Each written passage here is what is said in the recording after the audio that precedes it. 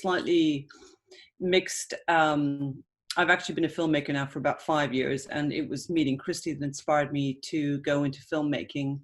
And I've been listening to all of you and blown away by the depths of information and wisdom that all of you bring, and feeling slightly not inadequate, but like, oh, what am I going to bring? So I thought, well, I'm going to bring a story because, as you said, Brianna, there's mothers watching this today. And I think for me, I first met Christy in 2014, and what she fails to say to many is that she was forced to flee her life and home in Bethlehem because of political and because of persecution, because of her speaking up for justice and human rights and religious freedom.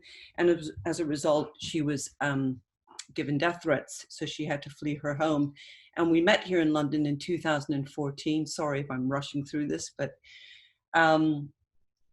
and I had been invited to go on my first trip to Israel and to a place called the West Bank, which I have to admit, in my naivety, I thought was a musical. That sounded great, the West Bank. Oh, I'm going to go to the West Bank.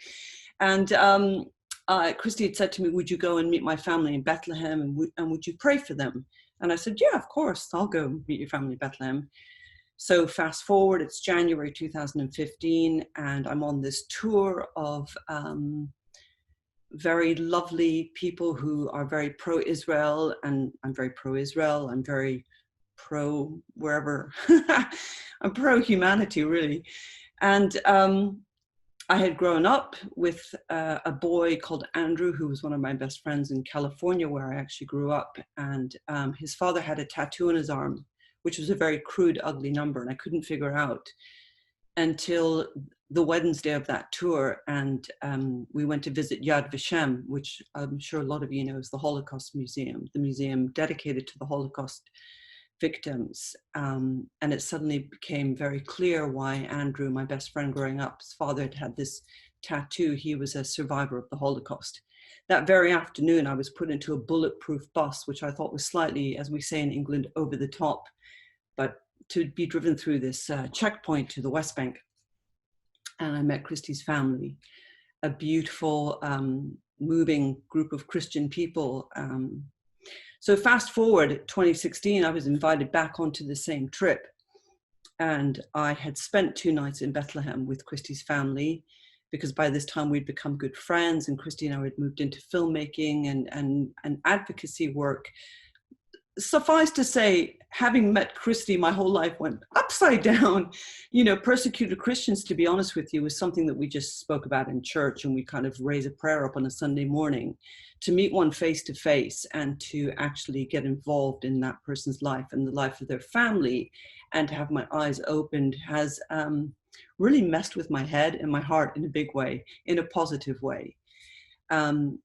So I'm on this second trip. I'd stayed 2 nights in Bethlehem, and I go to meet the second group in Jerusalem, 15 minutes away from the Anastas family home. And a woman starts questioning me about my time in Bethlehem and says, you know, was I scared? And I said, well, no more than in London, where I now live. And she slammed her hand down on the table, and she demanded to know whose side I was on. And I have to say to you who are watching tonight, that pierced my heart so much, to be told to pick a side, to be told or asked or demanded on whose side are you on. And in that moment, I could only say, well, I'm on God's side. I'm a Christian. And I said, I'm on God's side, and I think he loves people on both sides. And as a result, I came back to London. I kind of, I guess, hit the ground running hard. We made this film that won an award about this project we did for the Syrian refugees, using my t-shirts and filmmaking, which was using the gifts, I guess, or the talents that I had in my hand. And I suppose the message I want to say tonight to people listening, and to the panel who are, that's my cat Frank in the background, you have to be quiet now, is, you know, we're all given tools and gifts that we can use. And I think sometimes we can be so overwhelmed. And I think it was you, Dr. Rebecca, who, you know, said it's the good news is.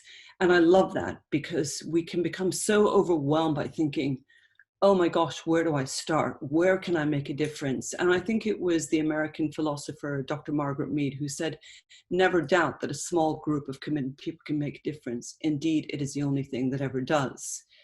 I'm sure that my time is up, but basically as a result, we have started doing we've done grassroots projects on the ground with an intention to love and serve both sides of the separation wall. We took a group of 7 amazing inspirational musicians to Israel and into the West Bank, and to see the impact that had, and to have Israelis and Palestinians both ask me the question, why are you doing this for us? Why are you here? Do you want to convert us? And I was like, no, we just simply want to love you guys. We just simply want to be here. And to have so many people say to me before that tour, you can't do that. You can't take musicians to both sides of the wall. Really? Why not? So I guess in a way, sorry, I feel quite emotional. I like breaking new ground. I like believing that one day peace will be possible. I just have to read my Bible to know that the end of the story is good. And yeah, that's me. So thank you so much for having me.